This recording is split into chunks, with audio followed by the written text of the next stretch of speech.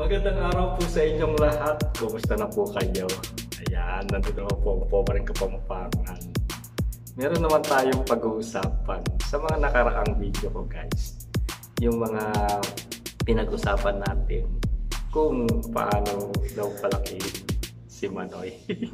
Maraming mga lalaki na namumblema dyan. Kasi yung kanilang Manoy daw ay parang hindi sila satisfied kung ano yung binigay sa kanila ng Maylika. Pero meron tayong sagot diyan, guys, para sa mga namumblema sa kanilang mga ari-arian. So, ito lamang po ay isang kumbaga kaalaman kung paano palakihin yun. Ito'y napanood ko at nalaman at sinubok-subukan. Wow! Siguro nga, why don't you try, di ba? Malay nyo, ano sa inyo, magsilbi sa inyo. So, panoorin nyo po itong video na ito. So, okay, alam nyo, guys, may mga iba't ibang ways kung paano palakihin yan, di ba? Dapat panoorin nyo itong video ko na ito. Tapos, kasi may mga rest. Eto, mag-umpisa na tayo. May mga form like oil, gel, and spray, and cream na ilalagay dyan sa ari ninyo para lumaki yan. At meron din namang mga exercise, mga technique, meron surgery, at may permanent at temporary lang na paglaki ng ari. So ito yung, guys, yung pag-usapan natin. Ito yung exercises. May mga exercise, guys, na pwedeng gawin natin sa araw-araw at nakakatulong ito na palakihin yung yung Manoy o Totoy o ano man ang katawagan nyo dyan, guys. Diba? Palakihin natin yan, yung Totoy natin. Okay. Una, guys, na technique, yung stretch technique. So, stretch lang natin. Halimbawa, ito. Ayan. Yan natin yan. Yan. Itong kamay natin. Halimbawa, yan. Iti-demo natin na pwedeng gamitin. Halimbawa, ito. Hawakan natin itong ulo niya. Ito yung sa ulo niya. Higpitin lang natin ng ganyan at stress natin. Stress natin siya pataas at panatilihin siyang 10 seconds. And then, gagawin din siyang pa right and left. So, ganun, guys. For example, pataas siya, 10 seconds. I-hold natin, stress natin. Hawakin ng mabuti, yung medyo maigpit, huwag naman yung masyadong para hindi masasaktan si Totoy. At doon sa pupunta doon sa right side, at ganun din 10 second, at the left side 10 second. Yan, ganun. Pwedeng itong gawin 1 to 2 times a day. Yung isa pa, guys, yung hold and press. Parehas lang yan, guys. Hawakan ng mabuti yung ulo at hilahin pataas. And then, ito-press natin doon sa base. Doon sa base niya. Halimbawa, doon sa puson. Hilahin pataas. And then, stress natin. And then, na-press natin doon sa base niya. Ganyan. At ganun din, gagawin doon sa right side. Doon sa left side. Ayan. At dapat press natin na ganyan. At ito yung gawin 1 to 2 times a day for 5 minutes. So, yung isa pa yung gel technique, guys. Alam mo yung jiggle, yung jiggle nila. Kapag umihi kayo, ganun din kayo. Yung exercise na to, guys, start naman doon sa base. For example, yung ano natin, yung thumb natin, yung gawin natin, nigigil natin ng ganon. Yung baseline hanggang doon sa palabas doon sa dulo, ayun. Pwede nating higpitan ng konting-konti at parang i-jiggle. Huwag naman masyado kasi pag nararab ng pores yan, pwede nakakasakit din doon sa skin. at meron madamage na tissue doon sa loob. So hinay-hinay lang. Do it gently. Kapag nasasaktan kayo, pwedeng itigil. Pwede lang gawin ito once a day for 20 to 30 minutes. Okay, next yung gagamit tayo ng pump. So ayan, halimbawa ito yung pump guys. Ito, halimbawa may ipapasok lang si Totoy doon, tapos hihilahin ng paganon. Meron din panghila ng ganon para malagay doon sa loob yung Totoy nyo. And then meron silang nilalagay na ring. For example, ganyan siya, na circle siya, na metal, and then na ring na yun yung mag-hold para ma-hold siya. Pwedeng makipagtalik sa period na ito kasi tatayo yun ng 30 minutes using yung pump.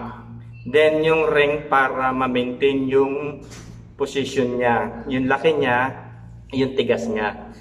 Then after nun, pagtapos na, yun, pwede na rin tanggalin yung ring at babalik na yung si Junjun sa dati. So yung isa pa, traction device. Yung peeling tube siya na pwedeng mapanatilo yung Junjun na at least 4 to 6 hours a day. For example, ito yung silicone device. Parang tube siya guys, pero silicone siya. Ito yung ginagamit doon sa, yung ginagamit sa, halimbawa, ilalagay yung Junjun, meron yung pump. Tapos ipapump na ganun, and then dun na, yun na, ma-hold na yung Totoy at least 4 to 6 hours a day. Then wag lalapas ng 6 na oras, dapat tatanggalin yun. Kapag nasasaktan na o na-irritate na, kailangan alisin na yun. Yung purpose nun, para ma-stretch siya ng 4 to 6 hours. At isa pa guys, yung mabilis na lang na gamitin. Meron na bibili na form ng cream. Siyempre, ilalagay lang cream. Kapag linagyan ng cream, medyo lumalaki na at temporary yung mga yun. Hindi talaga nagtatagal yun. Meron ding form ng oils. So, lalagyan mo lang oil before na kayo mag-do, at least ma-maintain mo yung gusto mong na size. At meron ding mga gel spray na ini-spray lang. I-spray mo lang doon sa 2 to 3 minutes before na activity ninyo. Meron ding mga lotion, ganun din, parang cream. So ilalagay lang doon sa pag meron kayong yung mga ginagawa ninyo. At meron ding mga pills guys na tinetake nila na nakakatulong yon sa paglaki. At nabubus na rin yung mga hormones. Kasi yung mga gamot na yon talagang mabisa yun, at kuminsan may mga naapektuhan din na kailangan meron kayong reseta sa doktor, di ba? Kailangan mag-iingat din kayo lalo na kapag ginamit niyo yun, yung mga capsule o yung mga sinasabi ko sa inyo, kasi may mga rekomenda yun na doktor na kailangan na alamin ninyo, kasi kapag nasobrahan kayo baka magka-damage yung tissue ninyo at lalong maapektuhan, di ba? So be careful po. Yun hindi po basta-basta na yun mga ganun na mga ginagamit natin. At alamin ninyo kung ano yung mga lotion na ginagamit ninyo. May mga pumps at yung mga cream at pills. So kung gusto nyong i-try yan, kailangan meron kayong comment sa mga doktor na nagrekomenda sa inyo. Hindi yung basta-basta na meron nagrekomenda sa inyo na gamitin ninyo, baka lalong maapektuhan.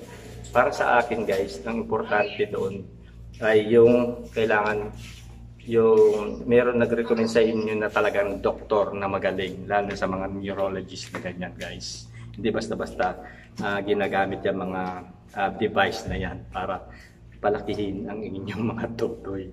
Kaya guys, ito lang ang papayo ko sa inyo. Hindi naman na importante yan. Ang importante yan, yung mahal nyo ang bawat isa.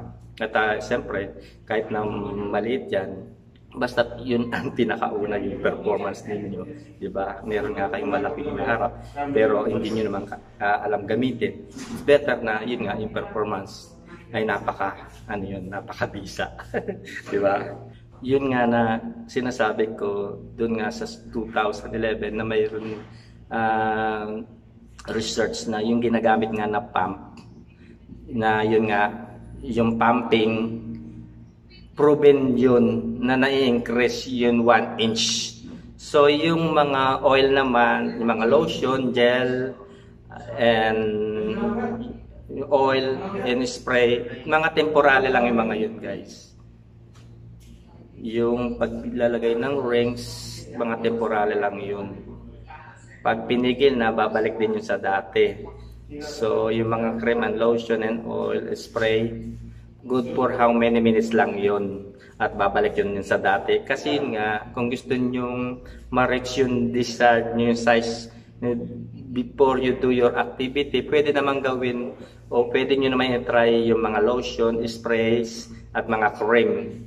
Kung gusto nyo naman na mas matagal, of course, medyo nakaka-boost stamina para ganahan, yung maganda yung mga hormones ninyo, pwede nyo ring i-try yung pills. So, dito naman tayo sa permanent. Meron tayo mga permanent na enlargement of the yung totoy ninyo. So, surgery naman ito. So, papalakihin nila yung i-maintain nila yung size na yun via surgery. Pero guys, maraming risk. Kasi nga, kapag naoperahan yan, may mga scarring na, may mga scars. Of course, meron ding mga abnormal na tissue na baka ma-grow or halimbawa, alam nyo na kapag may damage talaga yung kahit na parts ng katawan natin, madali na komplikasyon yun. Hindi rin advisable yung surgery. So, what we do?